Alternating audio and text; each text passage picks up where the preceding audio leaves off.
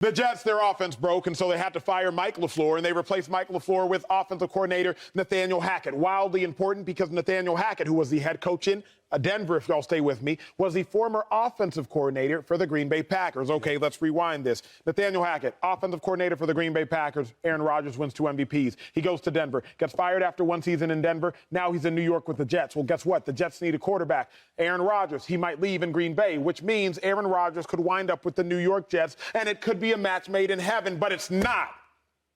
Why, Shady? Because the Packers, yeah, they have their own discontentment with Rodgers, but the Jets, more importantly, they have a young running back in Breece Hall. He was running away with Offensive Rookie of the Year before he got hurt. Who else do the Jets have? They have a young star wide receiver in Garrett Wilson who might actually win Offensive Rookie of the Year. Who else do the Jets have? They have a young left tackle in McCoy Becton who was hurt this season, but he is a beast, and he will be back. Who else do the Jets have? They have a rookie all-pro cornerback who I believe is the first rookie all-pro cornerback in the history of the National Football League. The Jets roster is incredibly young and incredibly talented. The worst thing that you can do to a young and talented roster is bring in a old, toxic veteran.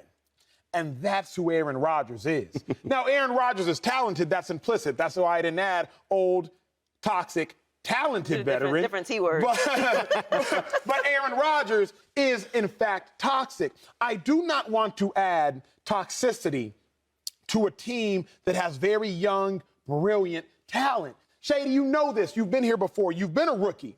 And when you showed up in Philadelphia as a rookie, you listened to OGs because they OGs. I mean that, yeah. Now, as you get older, you start to realize, maybe I shouldn't have listened to that OG. Not talking about McNabb, but anybody. You got him in your head. But you don't realize that when you're young.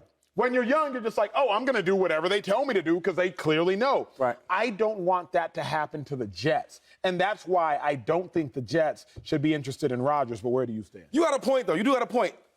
But beggars can't be choosers. Ooh. Right? Like, listen, the Jets are close, right? And you know who knows this? Their head coach. He knows they're close. True. And his job might be on the line. All the Jets need is a quarterback. Now you hire an offensive coordinator that's been there with Aaron Rodgers when he was at his best. Now, listen, I'm very critical of Aaron Rodgers, his leadership, even his play last year. But at his best, he is Aaron Rodgers.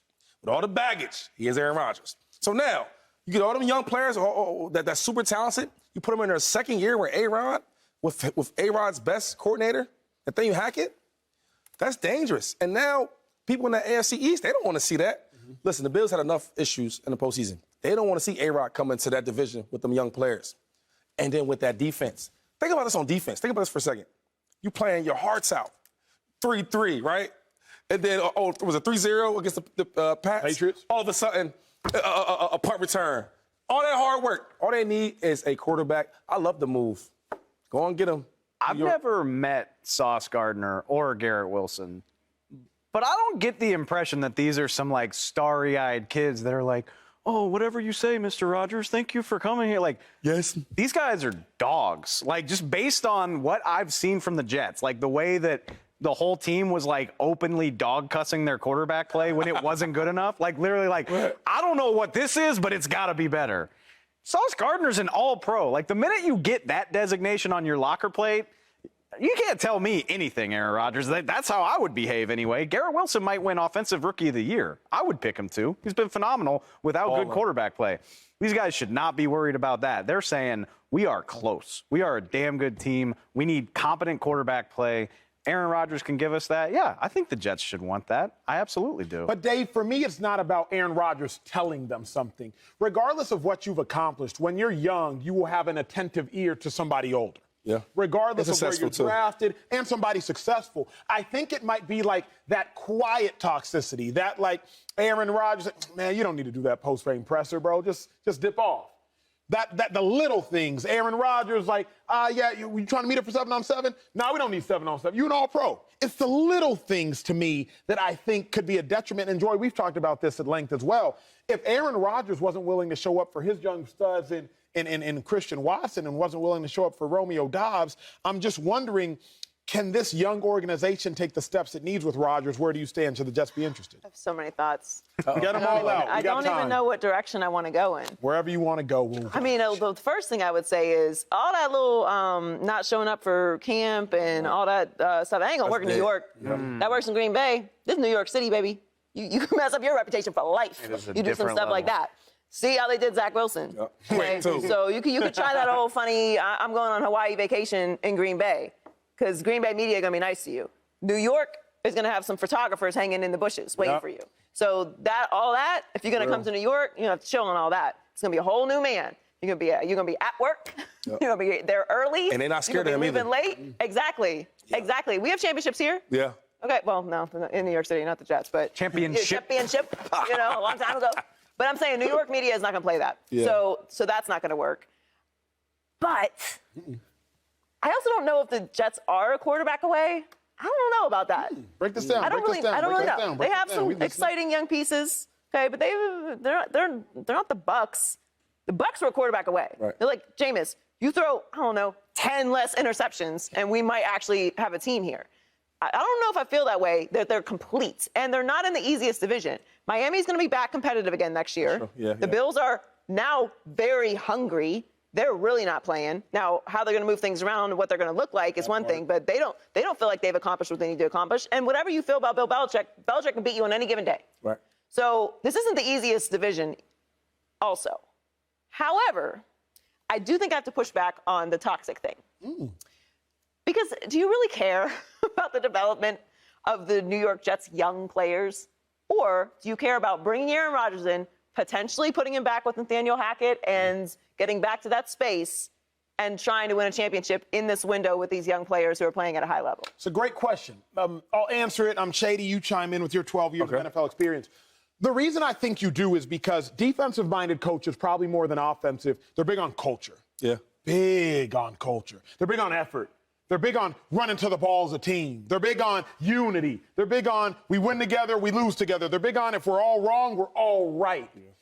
So I do think that more than anything, Robert Saleh, who don't play, remember what Elijah Moore did earlier on in the season. Yeah. Elijah Moore was like, man, I want some more touches. Robert Saleh was like, you can go touch your couch at home. Yeah. You're not practicing the next day. Inactive, too. Inactive. Yeah. Like, defensive coaches, I don't think they play around with that culture stuff. That's a great question. Shady, what's your answer to it? You think they care? That's tough, man. You're right, because, like, I just think that they do care. And it's like you got this quarterback that comes a lot of baggage, but then you look at, like, what can he do for the franchise? And the Jets are dying to get that franchise popping again. So if you have to take Aaron Rodgers with the baggage, but like, I would do who it. cares about culture if you're not working there anymore? And if you have another year where you don't make the playoffs, it don't matter how much culture you want to establish. You're going to be fired. You know, I'm glad now we can really speak to this. You might have to give us 2 more minutes. I saw this firsthand, and you were the side effect of it firsthand. Who's that? Chip Kelly. Oh. Chip literally thought culture beat talent. Yeah. And that's why we got rid of Deshaun Jackson. Shady ends up getting traded for Kiko Alonso and a Speak Cup.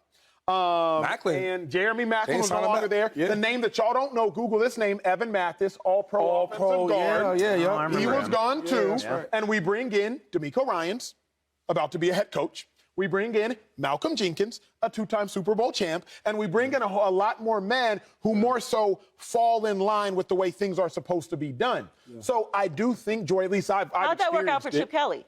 It didn't work out great. It didn't work out great at all. It did work out well for the Eagles. For the Eagles, said Chip Kelly. But I'm talking about Chip Kelly. Yeah, Chip Kelly, in this situation, we're talking about Robert Saleh. So if Robert Saleh wants to stay there coaching and creating his culture, they got to make the playoffs. So what about... And I think he's different from Chip Kelly. Of course. I think he wants to win at any cost. Chip was more about himself. But I don't know if he does want to win at any cost. Maybe he does. But you think he'll win a quarterback? You're a defensive guy. Yep. You telling me we holding all these good offenses down 3 points, 7 points, 10 points. All you need is a quarterback. You'll be blowing teams out. The reason I don't 20 points a game. And she talked about that division. Let's not forget Burrow, right? Not Burrow. Allen. No. Okay, no, I'm sorry. Patrick Mahomes. Yep. Justin Herbert. And who's the third one that made the playoffs? And playoffs. Trevor Lawrence. Trevor Lawrence. Yeah. No. In that division, was it 3 in that division that went to the playoffs? No, am I tripping? I mean, Russ. Because three can make the three playoffs. teams can make. So no matter how hard the division, I should have said that. But no matter how hard the division is, 3 teams can make it. I feel like if they got A-Rod, that's the best chance out of all the quarterbacks in free agency that can really give you a chance to go to the playoffs. But don't you think Robert Saleh clearly doesn't like headaches as players? He doesn't like them.